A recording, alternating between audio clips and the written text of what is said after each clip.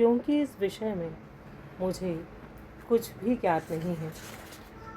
तब वे कन्याएं पहले उन्हें अपने बेर हो जाने का कारण बतलाती हुई कहती हैं, मुने, गोदावरी नदी के तट पर छिन्नपाप नाम का एक उत्तम तीर्थ है जो मनुष्यों को पुण्य प्रदान करने वाला है।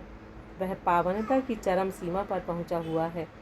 उस तीर्थ में सत्यतपा नामक एक तपस्वी बड़ी कठोर तपस्या कर रहे थे। वे ग्रीष्म ऋतु में प्रज्वलित अग्नियों के बीच में बैठते थे। वर्षा काल में जल की धाराओं से उनके मस्तक के बाल सदा भीगे ही रहते थे तथा जाड़े के समय जल में निवास करने के कारण उनके शरीर में हमेशा रोंगटे खड़े रहते थे।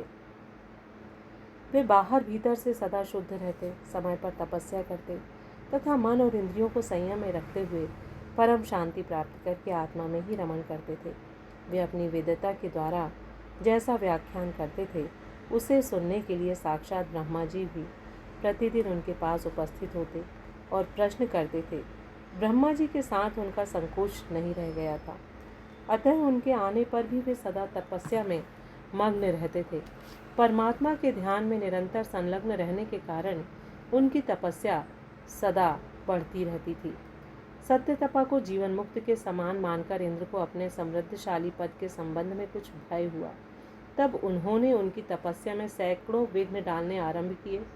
अप्सराओं के समुदाय से हम दोनों को बुलाकर इंद्र ने इस प्रकार आदेश दिया, तुम दोनों उस तपस्वी को तपस्या में विघ्न डालो जो मुझे इंद्रपद से हटाकर स्वयं स्वर्ग का राज्य भोगना चाहता है। इंद्र का यह आदेश पाकर हम दोनों उनके सामने से चलकर गोदावरी के तीर पर जहाँ वे मुनि तपस्या करते थे आईं।